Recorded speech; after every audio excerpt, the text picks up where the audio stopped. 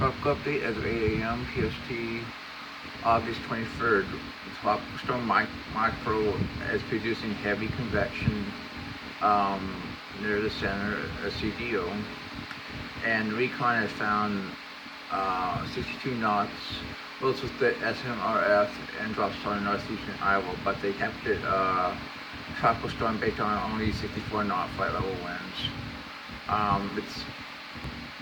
It has 12 to 24 hours of moderate favorable conditions to become a hurricane. So they do bring it up to a hurricane, but afterwards the conditions become more unfavorable. It's moving 340 by 12 knots, expected to continue doing so up to the coast. Make it landfall after 36 hours.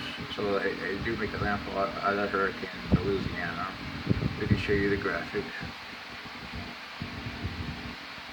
Hurricane on Louisiana, then it turns more west-northwestward afterwards. It's already built in. This is in line with all the models. GFS Neighbors, CMC, intensity models also shows this. Now we're going to go show you, first of all, we'll show you a model. Here it is. Clearly allowed organized CDO, property and I trying to form. It has about 36 hours. Well, only 24 hours before conditions become less favorable. Now we're going to show you Laura, which has now moved off the coast of Haiti.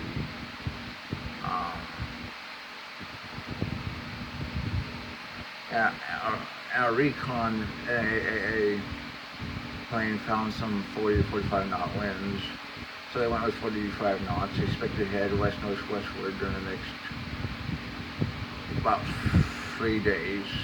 Head Cuba, run down its center. So yeah, it's not expected to do much once it makes landfall in Cuba. But if it wasn't for this land, look at this outflow. I mean, it's pretty incredible. This thing would probably become a hurricane.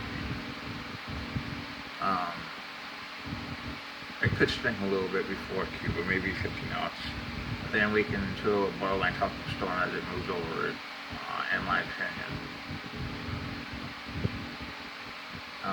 Once in the Gulf, the conditions look very favorable. We can look at the track and intensity data for Laura. Here's the track, west-northwestward up until about 8 p.m. Tuesday.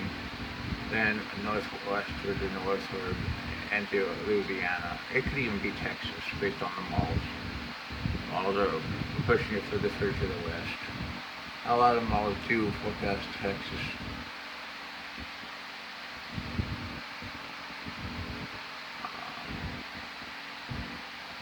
Intensity guidance, I mean, not much strengthening in the next 48 hours, then boom. Almost certainly a hurricane and possibly a Cat 2. And that's what the NC said, they 85 knots in the latest advisory for landfall. Around 96 hours. Show you the GFS for 48 hours. For 96.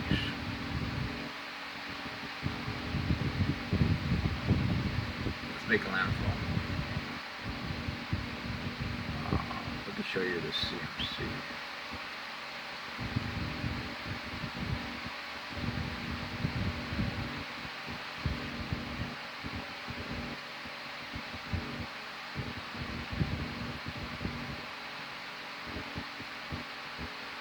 Getting this low is quite a task, but CMC is definitely a little bit faster. Probably the foreign nerve system off by the beat, but we'll have to watch that. Finally, ECNWF.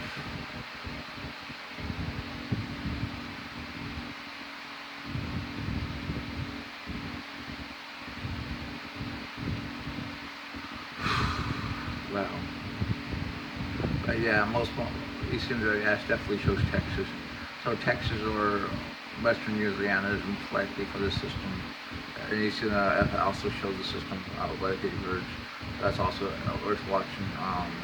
As for the Western Eastern Pacific, we got a system right here, 97, that is definitely starting to form. Has a decent chance of formation. Looks like a ANC discussion for it. It definitely has model support. Let's just say this. Yeah, it has 60-80, becoming better organized. And there's another system there, Mexico has 40-70, which is right here with a 98. 80. We can go through some stuff for it. First, we're going to look at 97 as stuff.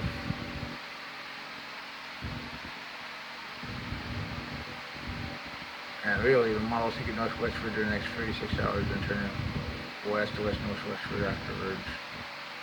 And some models do make it a hurricane, like D-ship and CFCI.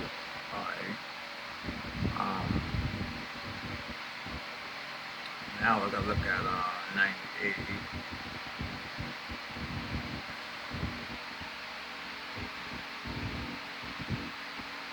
Already has a westerly wind based on observation. Expected to head west for the next 24 hours, then head northwestward near Mexico afterwards, based on the models. A lot of the models, they could have a tropical storm, so we're probably going to have 2 tropical storms and potentially 1 hurricane, and it's precipitated pretty soon. Here's at 24 hours. Slip to 72 hours. There's 72 hours. Both systems are well developed.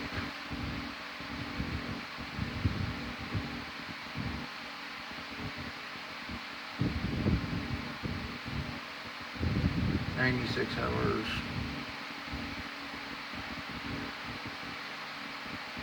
"120 hours. Look at the CMC.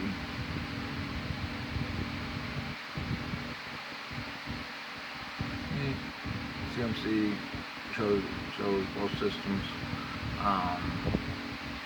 And to look at 091C, which it was 10, that's still around that test, but only has a 10% chance.